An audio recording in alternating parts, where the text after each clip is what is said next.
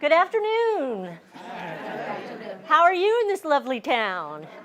You good? Okay. It's a lovely drive up here from Fall River.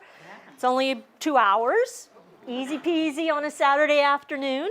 My name is Stefani Koorey, and yes, it's an odd thing to be known as an expert on this case. It's not something I went to school to become.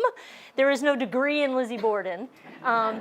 But just like probably a lot of you, you start being interested in a case or an unsolved something, and you just get caught up in it, and you read everything you can, and then you start reading more things that have never been found before, and you end up becoming very well versed in the subject matter. And that's sort of what happened to me, because I'm from Florida. I'm not from here.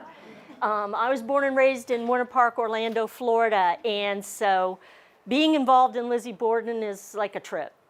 It was a trip, and it is a trip. So.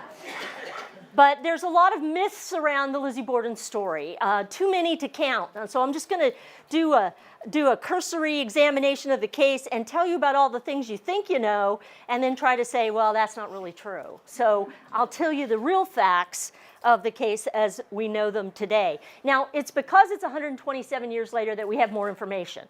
So don't feel bad that you heard from somebody 57 years ago that such and such happened because so-and-so told so-and-so who told you. That's how the myth starts. That's how the legend begins. And so if I happen to take a whack at your mythology on the case, I'm sorry about that, but that's my job. So what do we really know about this case? I always like to say we only know that it happened the murders happened on August 4th, 1892 at 92 2nd Street in Fall River, Massachusetts, and we know the names of the victims and their ages. We know who was in the house, we know who wasn't in the house, and that's it. There's no other knowing because there's no other evidence. That's why Miss Borden was acquitted at trial, which is another thing people don't know because they think, oh, with the rhyme, she had to go to, she was guilty, right? Well, she was acquitted, so there wasn't enough evidence to convict her. There still isn't enough evidence to convict her. So we end up going on our gut feelings about possibilities and logic and how it reads and where it goes. And if you ask me, which you will, what do I think? My pat answer is, I don't know and I don't care. And the reason is because it's good that it is an open case. It's like a Jack the Ripper question. Lizzie Borden's story is a closed room mystery. It's a locked door mystery. We don't know what happened, we can't figure it out, and no matter how hard we try, we can't come up with a logical explanation.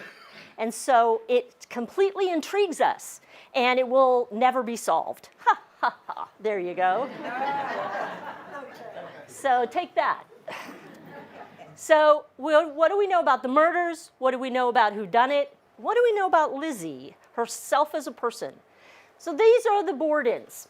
There's Andrew Borden, there's Abby Borden, there's Emma Borden, and Lizzie Borden. There was another Borden in between Emma and Lizzie. It was a child who died at very early of dropsy, which is kind of on the brain, water on the brain.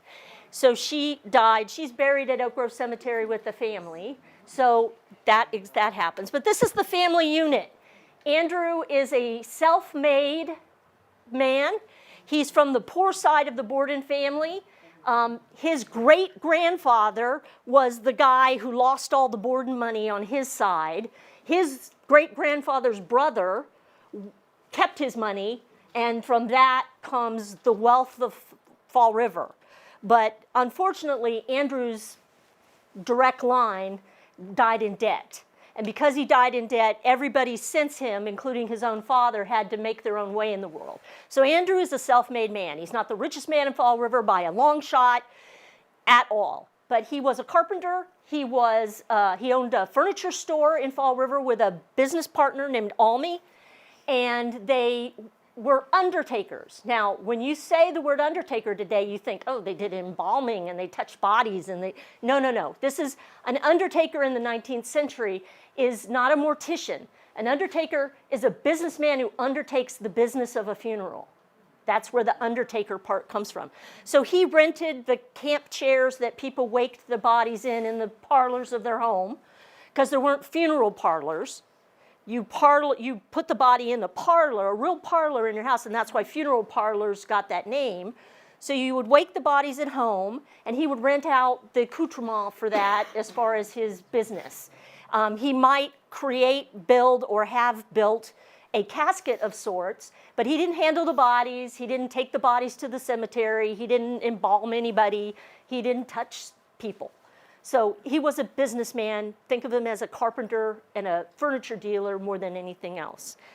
Abby is his second wife. His first wife, Sarah, died when Lizzie was about 2.5 years old.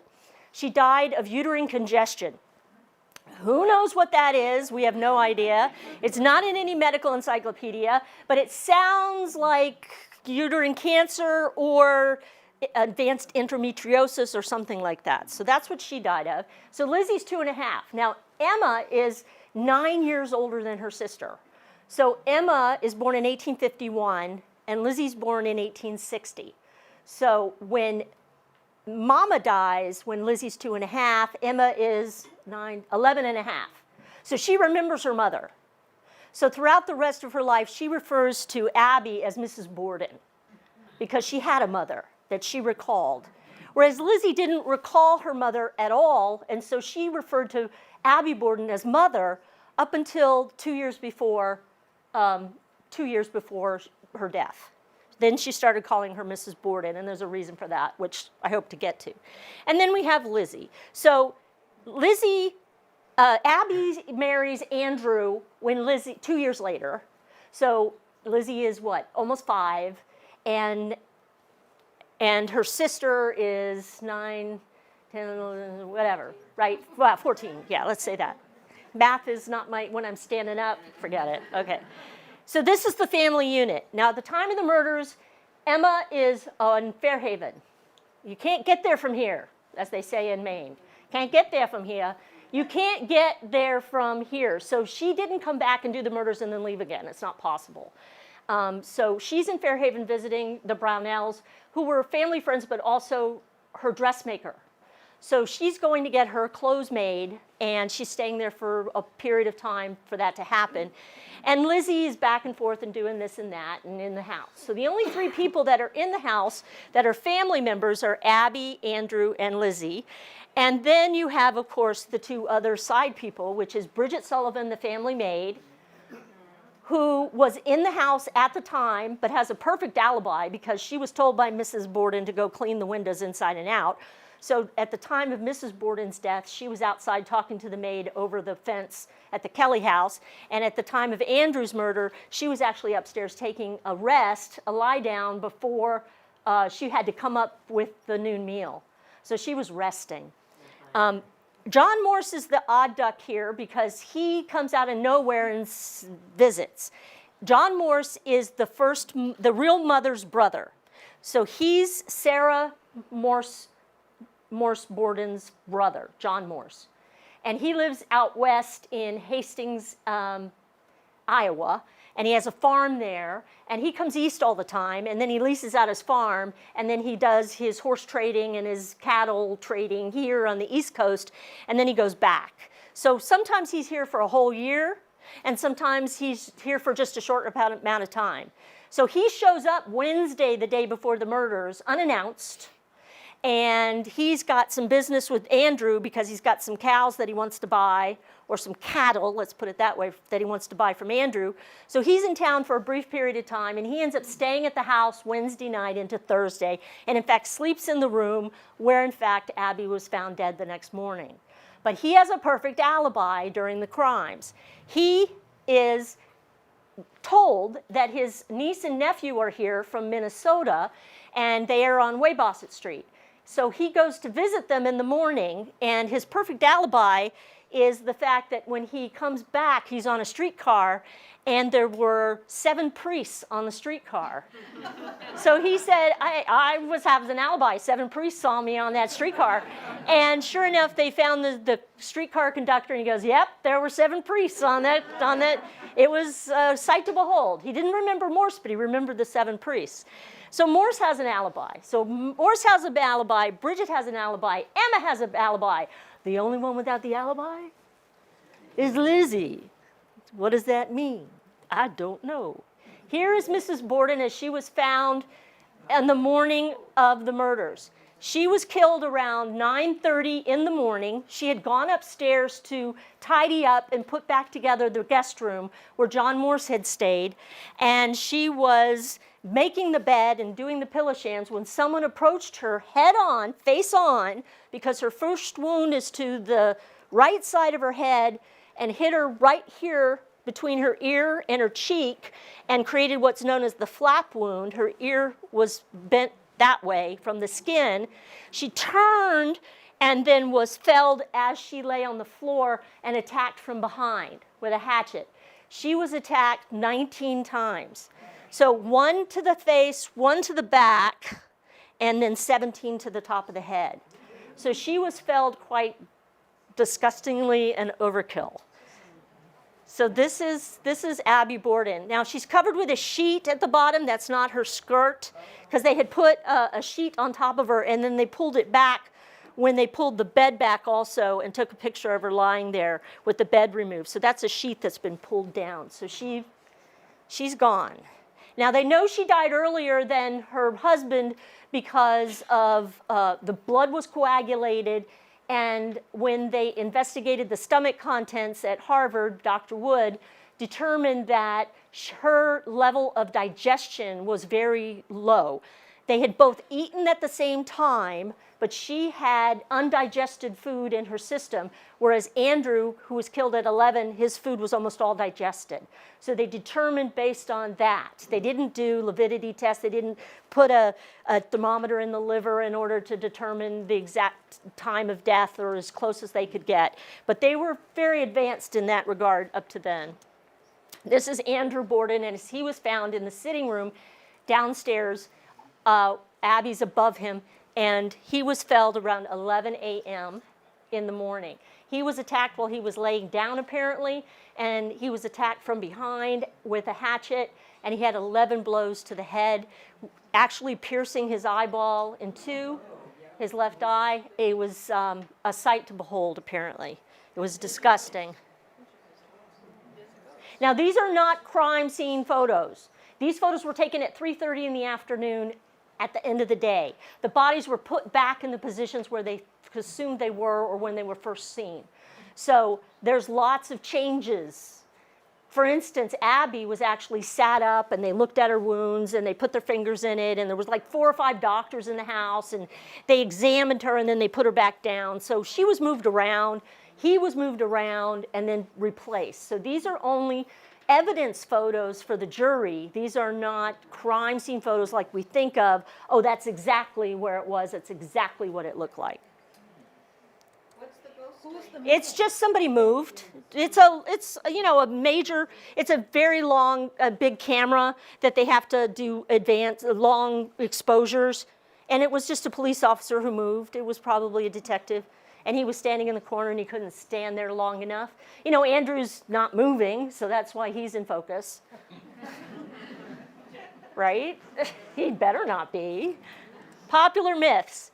Okay, the doggerel, which is Lizzie Borden took an axe and the number of blows. The house was stifling, which contributed to the crimes. The hot day myth of August 4th, and the murder weapon, which ties directly into Nashua, New Hampshire. So the doggerel, that's what it's called. You know it, I know it, we all know it. Lizzie Borden took an axe, gave her mother 40 whacks. When she saw what she had done, she gave her father 41. There's nothing correct about this thing. Not a single word, actually, because it wasn't Lizzie Borden. She was acquitted as far as the law is concerned, so it's somebody else. And it wasn't an axe, it was a hatchet. And it wasn't her mother, it was her stepmother. And it wasn't 40 whacks, it was 19. And since we can't say she, because we don't know if it was a she or a he, gave her father 41, he got 11. So, like, there's nothing right about this thing. So, but if we put it in the right way, it comes out with, like, Lizzie Borden or someone took a hatchet, gave her stepmother 19 whacks. When they saw what they had done, they gave her father 11. Now, you can't jump rope to that, you know? You'd be skipping. It doesn't rhyme. It doesn't have that pizzazz.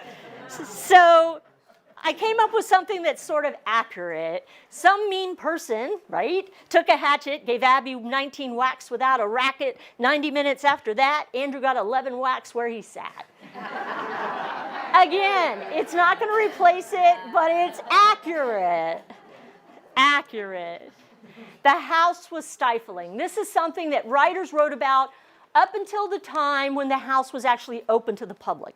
This was a private residence from the beginning of its existence all the way through 1996, when it opened as a bed and breakfast. You couldn't get in there. So people made up stories about what it was like to live there, what it looked like on the inside, how people lived together in this house, what it must have been like. So they created this fiction.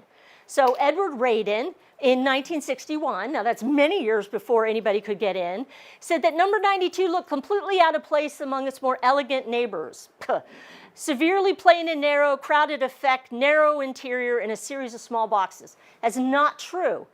2nd Street, 92 2nd Street, is a house which was in a commercial district. It was a busy business thoroughfare. Beside them on the south was the Kelly House, which was a doctor's office.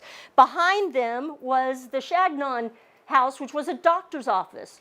Across the street, oh, by the way, Kelly was an Irish doctor. Shagnon was a Catholic doctor. No, did I say Catholic for Kelly? No.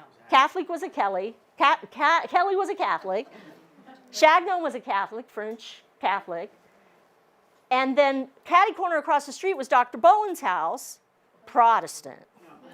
So when all this happened, guess which doctor they went to, right? Protestant. Then we have Victoria Lincoln in 1967 wrote a book called, one of the best titles of a Lizzie book ever, A Private Disgrace. It's a great title. And she said it was not a layout planned for privacy, but for secrecy. Then the worst author on Lizzie is Frank Spearing. I will tell you this again and again and again. He made everything up in his book. It's fiction. Now, he's a guy who wrote Prince Jack, who claimed that Jack the Ripper's killer was Clarence, prince of the court, the queen's son. Okay, he was great. He was like a Barnum. He liked to make things up in order to sensationalize stories. So he made up a lot of stuff, a lot of stuff. So in his book, he says, grim box-like structure, extremely narrow, hardly a fitting residence for the wealthiest man in Fall River, and I already told you that's not true. Hardly, from this complex maze, Andrew created an architectural nightmare. Not at all. It's a very common layout for a house, but he's making it up because you can't get in there either at this time. Then we have David Kent in 92 wrote a book called 40 Whacks, and he said, it is not today a fashionable address for residents. That's true. A railroad house, built soundly but sparsely for 2 families originally. Yes, it was a 2-family house. Space-wasting halls were not included. There are very few hallways in Fall River houses. Triple-deckers don't have hallways. Double-deckers don't have hallways. The only thing that has a hallway is a raised ranch. That's it. So it was a completely common layout for a house. And if you've been there, you know it is quite nice. It is, you walk in, you go, oh, it's not like those books at all. It's nice in here. It's spacious. You feel comfortable. It's 2,288 square feet, including the 1st and the 2nd floors. It's not a tiny house at all. It's nice inside. So the hot day myth, let's go to that. Okay, every book starts with, it was a hot day. It was so hot that day. It was a heat wave. It was terrible. Everybody was like, oh. All right, so let's see. Some who say it was hot. Well, look at these authors. Edwin Porter, who wrote the first big book on the case, he was a writer for the Fall River Daily Globe. He believed that Lizzie was guilty. He said it was hot sunshine of an exceptionally warm midsummer day.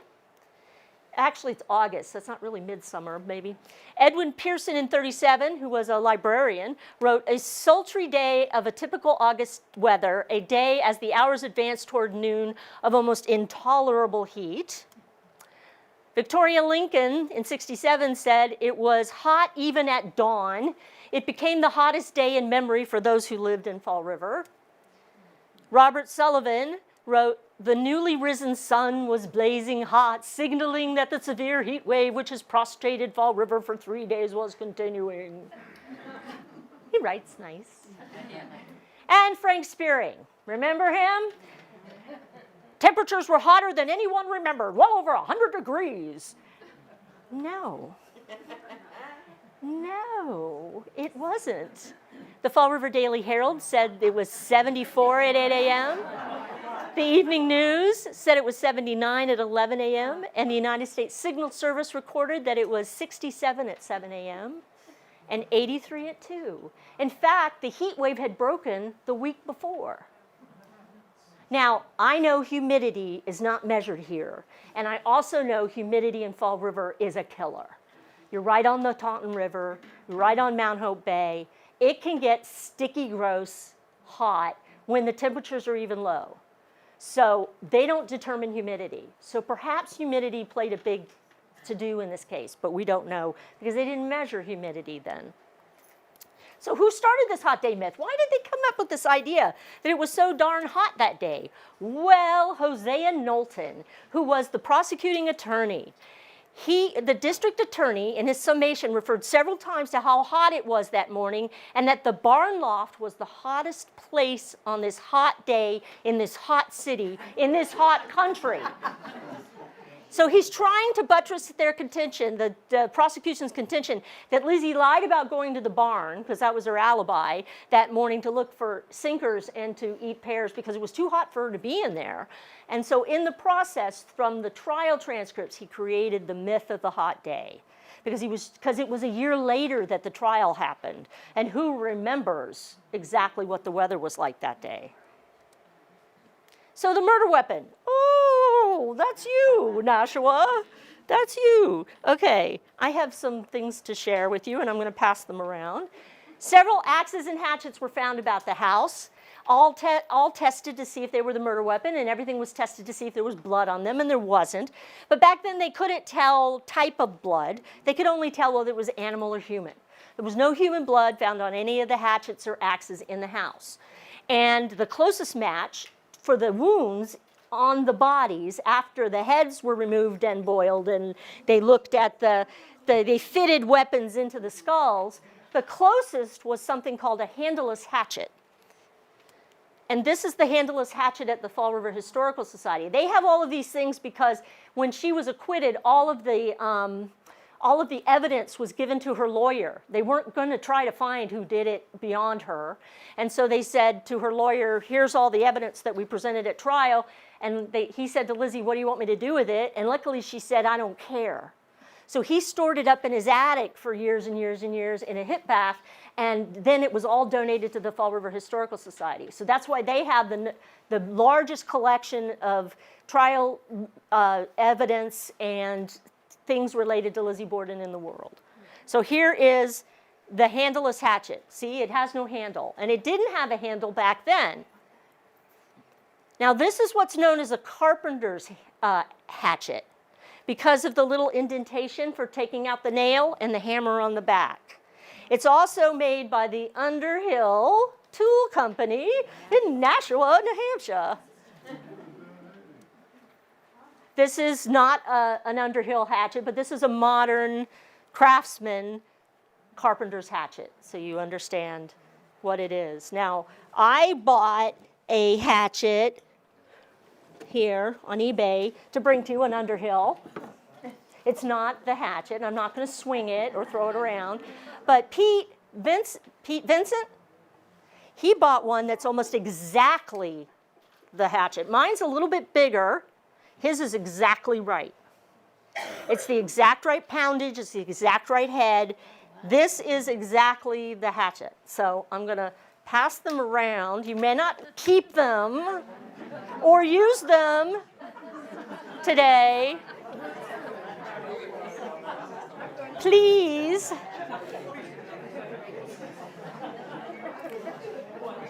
It's your insurance, not mine, right? So a little bit about the Underhill Edge Tool Company. It was founded by George Underhill, which you probably all know this already, so I'm sorry if I'm boring you. He was born in 1815. He wasn't born here, but he did move here and live here for the rest of his life. In 1882, he died. He came to Nashua in 1839 to start the tool business with his brother Rufus at the harbor near the Vale Mills, making tools by hand. He moved his business to Water Street, but the shop burned down and he lost everything. But in 1852, Underhill with John G. Gage and William Beeson formed the Underhill Edge Tool Company. So it only started in 1852. And it didn't last but like 20, 52, 62, 72, 82, like 35 years. Superior brand of tools that were in demand worldwide. Employed 60 men and produced 300 chopping axes and other kinds of tools daily. Sold the company after his death to the American Axe Company. And it disappeared from being the Underhill. So if you see something that's an Underhill, it's from before 1890. Here's some broadsides for the tool company, some advertisements for Underhill. You can kind of sort of see the list of, on the left, the various kinds of axes and hatchet heads and the different kinds, and one of them says actually a carpenter's hatchet. And this is Mr. Underhill. Now, I wanted to learn a little bit about his character, so I turned to The History of Nashua, New Hampshire by Judge Edward Parker. And he wrote this book in 1897, and apparently he knew this man, because he wrote, "A word is due to the character and characteristics of Mr. Underhill. He was a modest and unassuming citizen of sterling worth and unquestioned probity. In his characteristics, the blood of the Scotch-Irish prevailed, in that he was broad-minded and careful to give every man with whom he had anything to do with an honest representation of the matter under consideration." Sounds good, right? Yeah. Wait till you hear the next part. It's a kind of a nice way of saying he was a hard ass. Listen to this. "The Puritan blood which flowed in his veins," okay, we're leading into that, right, "also asserted itself. For he was a man of fixed principles, which he never hesitated to express or defend. In fact, many times he satisfied his pecuniary interests when I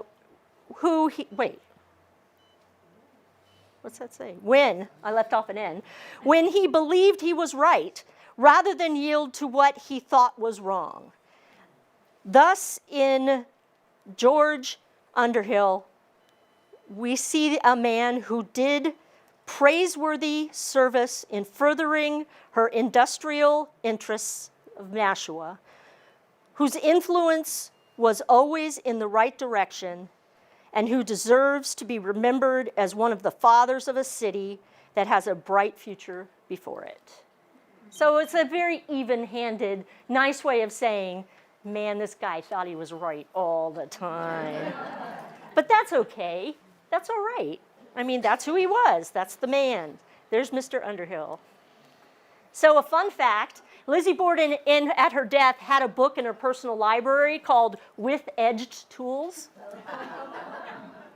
by Henry Seton Merriman. It was a book written in 1894. It was a work of fiction. It was a novel.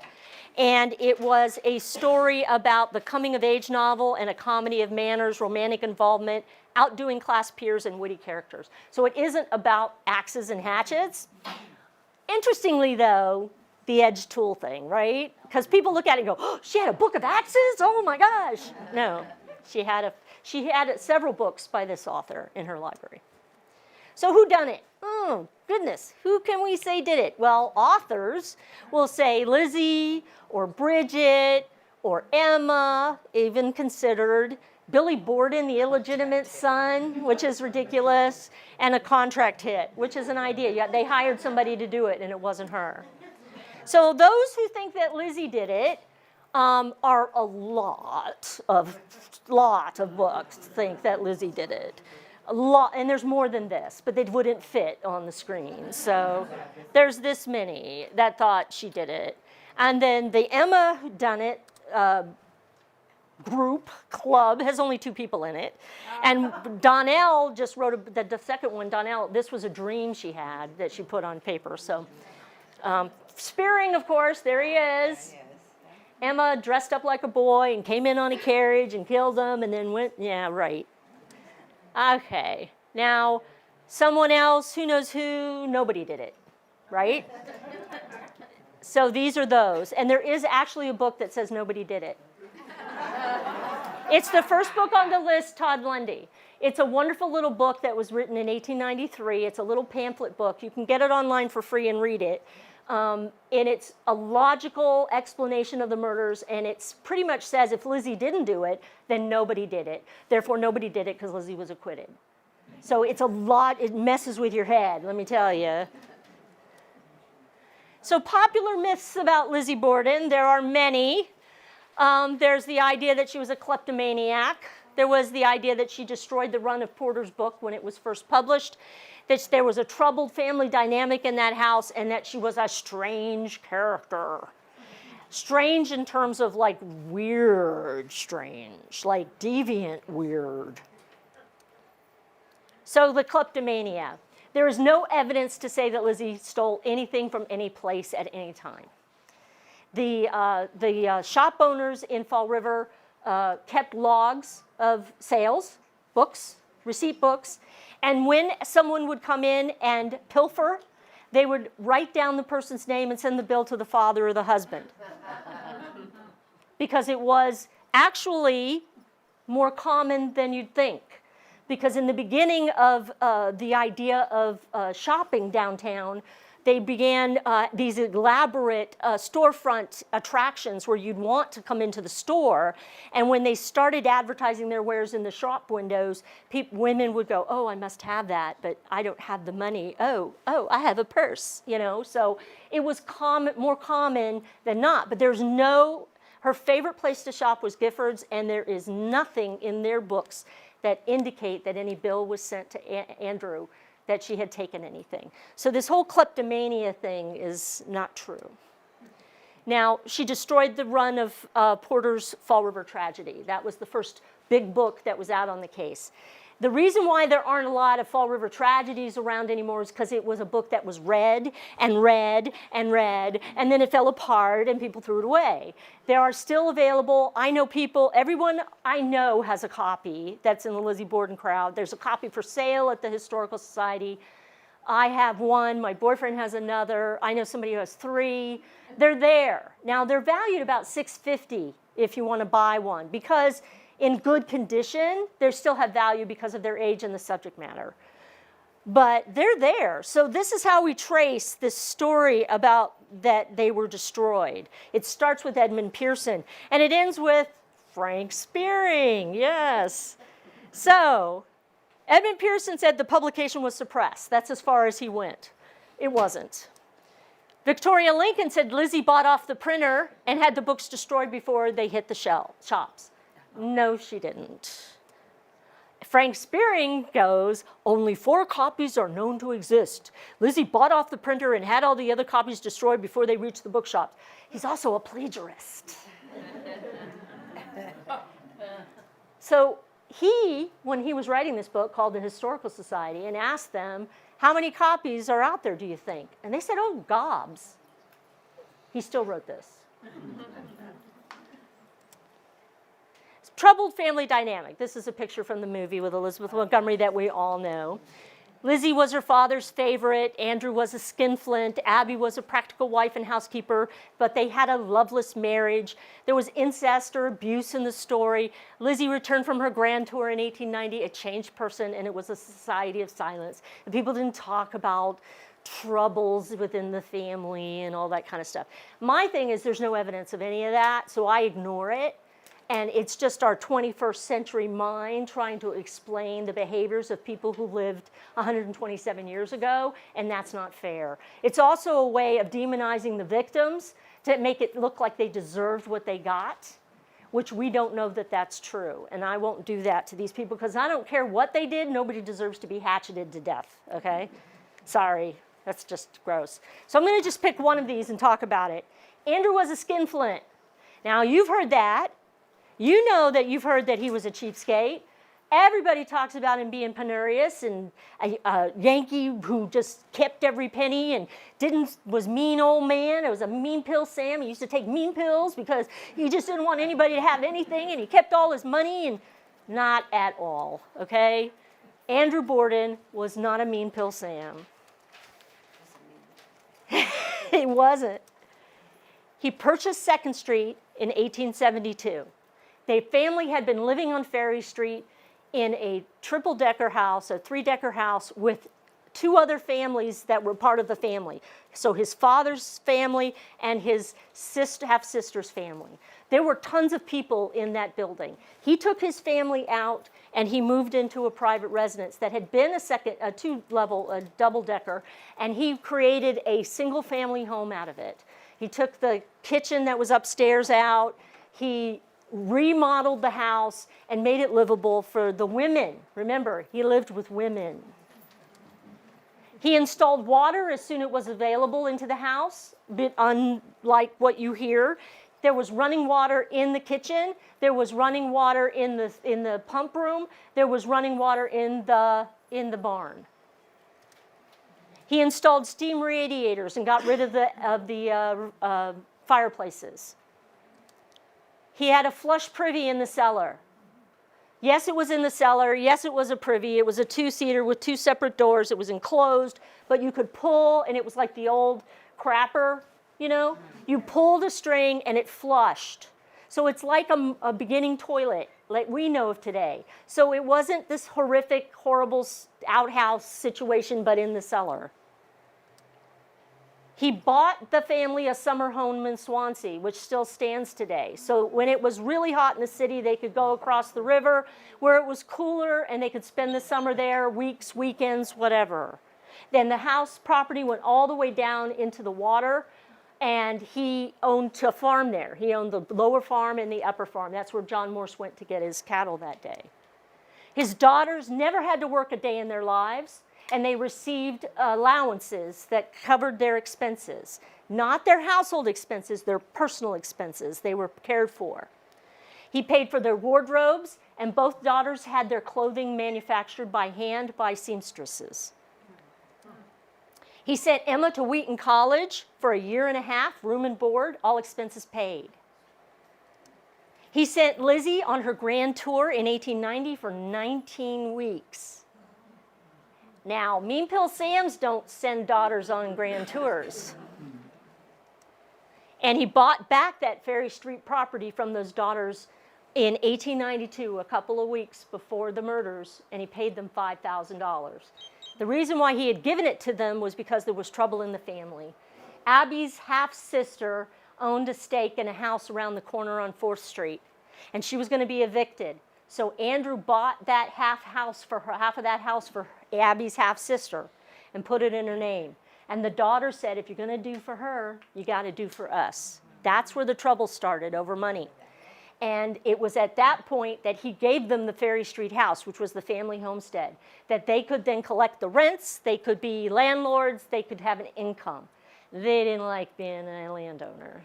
They didn't like being landlords. So they said, we don't want this house anymore. And he bought it back. When he gave it to them, he bought it back for $5,000. which was way more than he paid for the half house on 4th Street. So, Lizzie Borden's character. Various books say she was mild-mannered. She was timid, a mousy churchgoer. She was peculiar, odd, very unusual, not the normal person. You wouldn't have her over to meet your friends. Rambunctious and spoiled. Okay, so she's rambunctious, but she's meek and mild like a mouse. Okay. Obnoxiously retiring and socially awkward and avoided the company of men. Well, you know what that means. That's somebody calling her out as something that's different than you and me. And it's ridiculous. It's just an excuse to start a rumor. So, the authors that I want to talk about real quick are Victoria Lincoln, Agnes DeMille, and Robert Sullivan. Now, Agnes DeMille is the choreographer, but she wrote a book called The Dance of Death when she did the ballet about Lizzie Borden. Victoria Lincoln, however, she was a Fall River native. She was the editor of the Hilltopper, the Durfee newspaper. So she was a local girl. And because she was a Fall River native, she spoke with knowledge. She had family connections. She had friendship connections to the family. So when she wrote her book, it seemed, oh, she might know stuff, right? So she wanted us to see her as a real person. She said, I have hitherto unused information, and my parents knew Lizzie and her circle. Therefore, what she has to say is more valid than anybody else's. But her stuff is weird. She says Lizzie had peculiar spells. Now, she never met Lizzie herself, right? Then she said that Lizzie had taken out one of her spells at on the Hatred Abbey and had been swept up by it by a sheer momentum to kill her father, too. So these spells that she's talking about are grand mal seizures. She claims she was epileptic. There's no evidence that Lizzie was epileptic. But I never heard of anybody killing anybody while they were having a seizure. But that was her theory. She said, when Andrew was an undertaker, people used to enjoy saying that he cut the feet off the corpses so they could cram them into the undersized cheap coffins he bought. He didn't touch the bodies, remember? Emma was a narrow person with few interests. She was uninquisitive and unambitious, but what she had, she hoarded. Unlike Lizzie, who was lazy as sin, she always helped out around the house. Lizzie was lazy as sin. Okay. Lizzie Borden did not kill her parents because she had ambulatory seizures of the temporal epilepsy, but all evidence indicates that she killed her stepmother during one. Again, I don't think I've ever heard of that before. It's a really good book, though. Dance of Death. This one's riddled with gossip. This is what it said. The most extraordinary was recounted to me, listen to this, by Edward Sheldon, who had it from Mrs. Otis Skinner, who had it from what form not is known. When Lizzie was living in her new home, she read the death of a schoolmate and immediately and considerately got in touch and asked if there was anything she could do. Apparently the daughter was without household help and wished to go shopping for some black things for the funeral. Would Miss Lizzie be kind to sit with the body? Lizzie hurried over, and the daughter returned and thanked Miss Lizzie and showed her out. The daughter had laid out Mama in a very best hand-sewn, lace-bordered underwear. The corpse was now, after Miss Lizzie's departure, quite naked under her outer garments. This is the story that was told to Agnes DeMille.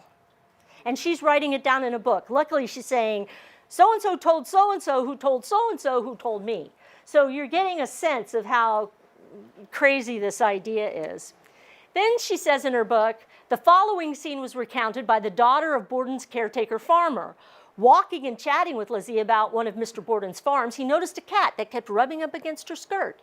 It must have annoyed the older woman, for she suddenly leaned down, grabbed the cat by the tail, swung it around twice above her head at arm's length, and let it fly, screeching and clawing in an arc about 50 feet.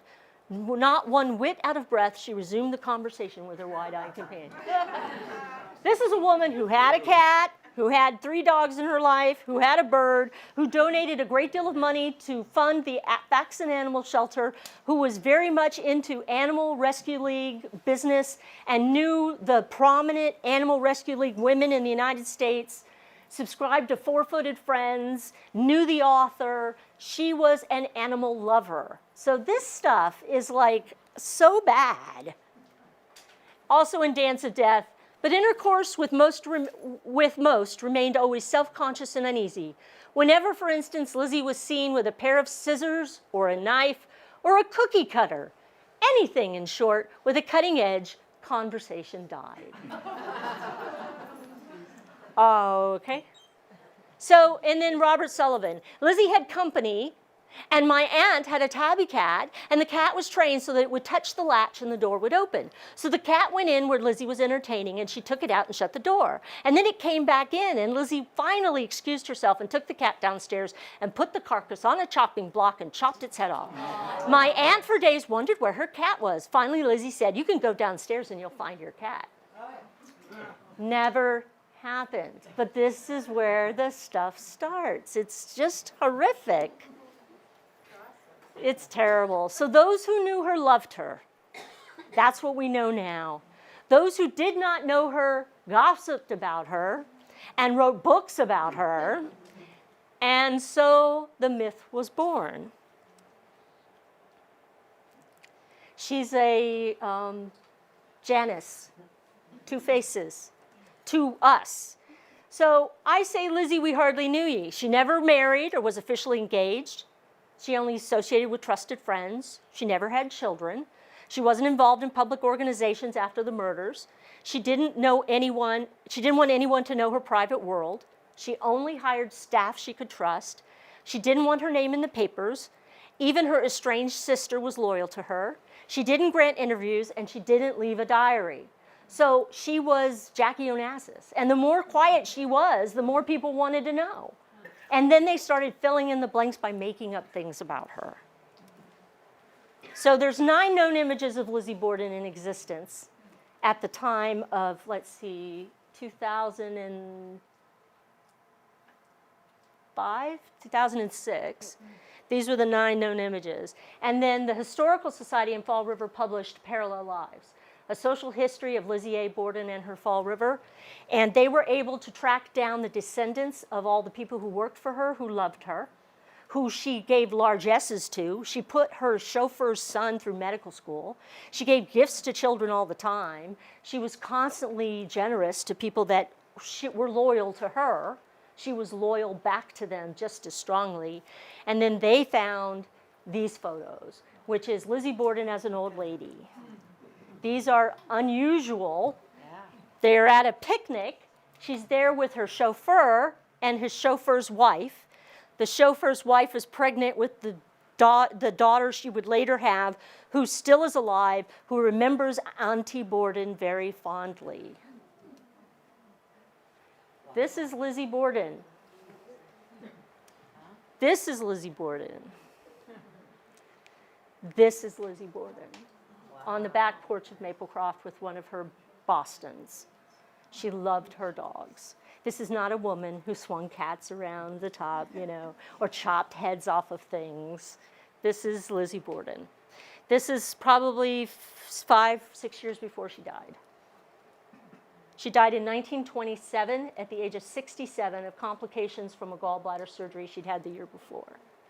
Her sister Emma, who was 9 years older, died 9 days later, after Lizzie, in Newmarket, New Hampshire, where she was living, and she died of nephritis and advanced senility. So she didn't even know her sister had died. She was waked at Riverby, which is right across the river, right across the water from the Borden summer home at Orrin Gardner's house, who was a cousin, and then she's buried at Oak Grove Cemetery right next to her sister.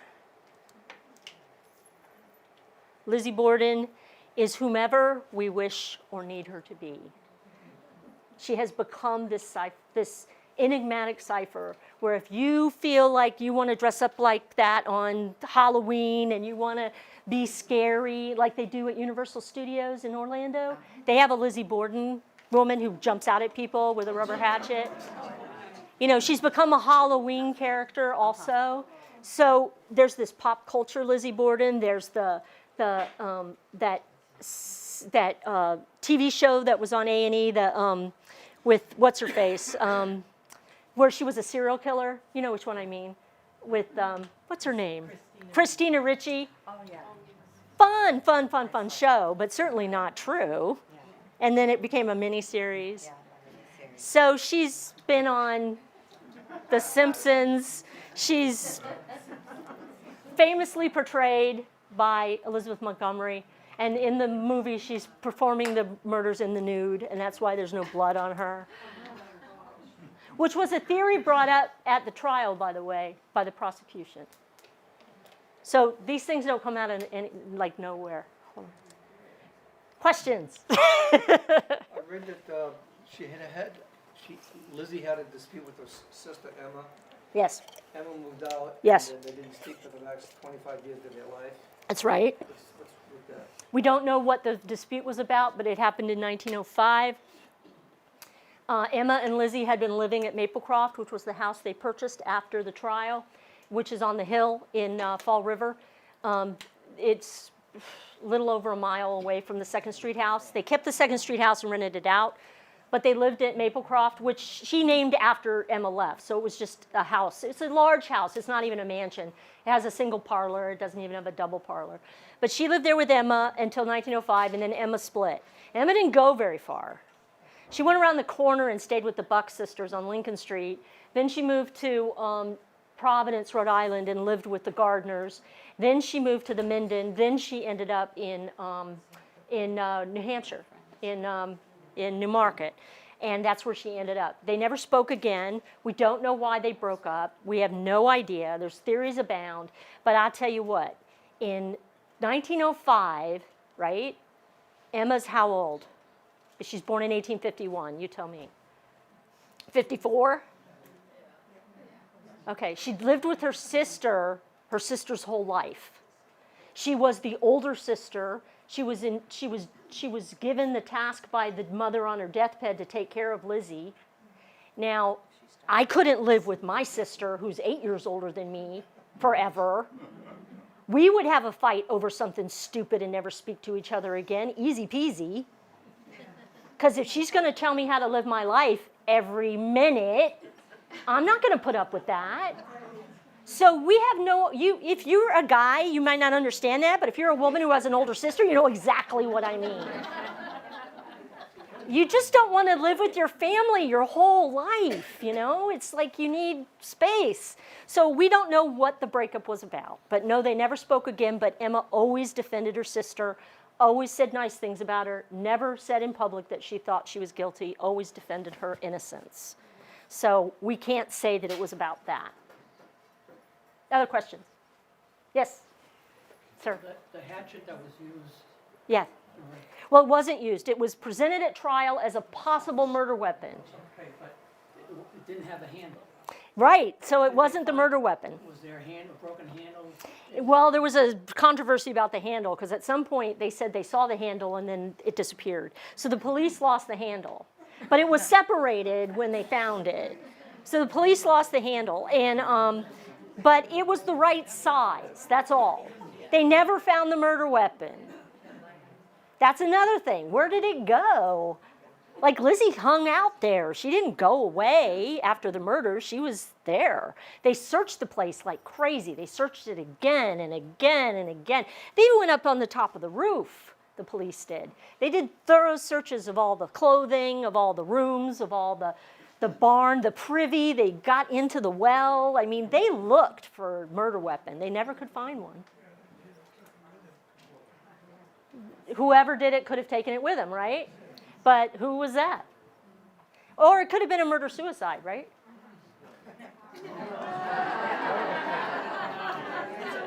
It took you a minute, didn't it? Yeah.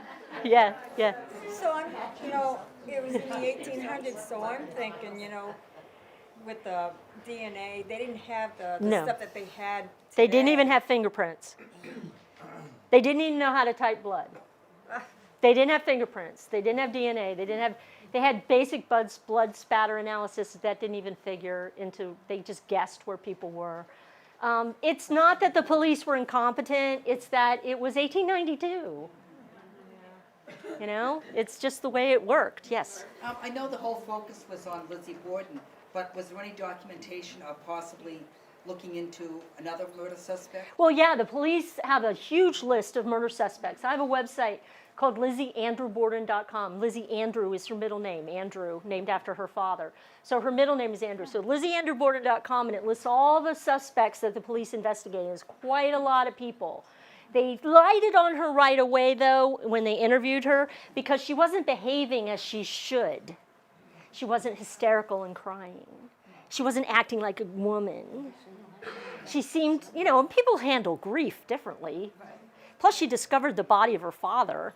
So then the doctor comes over and gives her morphine so that she can calm down. So she's like drugged to be not emotional. So on one hand, you have men looking at her and judging her for not being emotional, and you have the other hand, men giving her drugs so she won't be emotional. And then they looked right at her and said it had to be her because she's not crying. And that's the police, their first feeling was that it was her. But they did look elsewhere. They did not just focus, but they did focus, if you think about it. And then when the trial was over, they never looked for anybody else. Hey, Stephanie, one more question over here. If we can. Yes? The relationship when Lizzie and Emma didn't speak anymore, isn't there something about Lizzie had a female partner, and when they went to Maplecroft, that's where she and the female partner lived? No, Lizzie didn't live with any women. She lived by herself after Emma left. She had a friendship with Nance O'Neill, who was a stage actress, a Shakespearean tragedian, who later went into silent films and stuff. Now, Nance was she was looking for money, let's put it that way. They had a struggling theater group, and they were always latching onto rich people. So she and McKee Rankin visited her. She saw her in a play. She liked her performance. She had a theater party at her house. But Lizzie was a teetotaler and a temperance girl, so it wasn't like it was drinking and stuff going on. There's no evidence that Lizzie was a lesbian at all. In fact, there are letters that exist, according to Michael Martins, the curator of the Historical Society, in a private collection that she had a long-term romantic relationship with a man, but the family won't release the letters because they just don't want the notoriety. But he has seen them with his own eyes. All right, before we wrap it up, I'd like to have just a little bit of fun. Ladies and gentlemen, I heard the evidence, and now it's time for the verdict to come in. I'd like to see a show of hands. How many people think that Lizzie Borden was guilty as charged? Interesting. Interesting. I would say there's 5 or 6 hands at least. I assume that the rest of you are for acquittal, not guilty as charged. Well, that's acquittal. That's acquittal. If you don't know who did it, if it's unknown, she didn't do it then. Or she could have, but we can't prove it, which is an acquittal in a court of law. And I'd like to...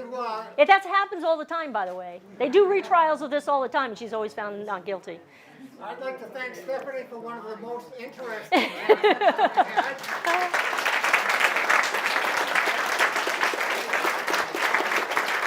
Definitely for the 2 of the most interesting handouts that we've ever had. Thanks to Pete.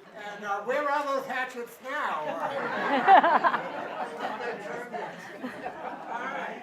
Thank you. We do have refreshments. Anybody ever like to stay for refreshments? We also have a tool exhibit showing tools from the same company that made the original suspected Lizzie Borden hatchet. That's right. Alleged.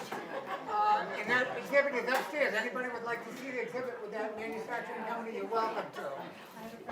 And as I say, please join us for refreshments. Thank you all for coming. Thank you. Thank you very much. You're welcome.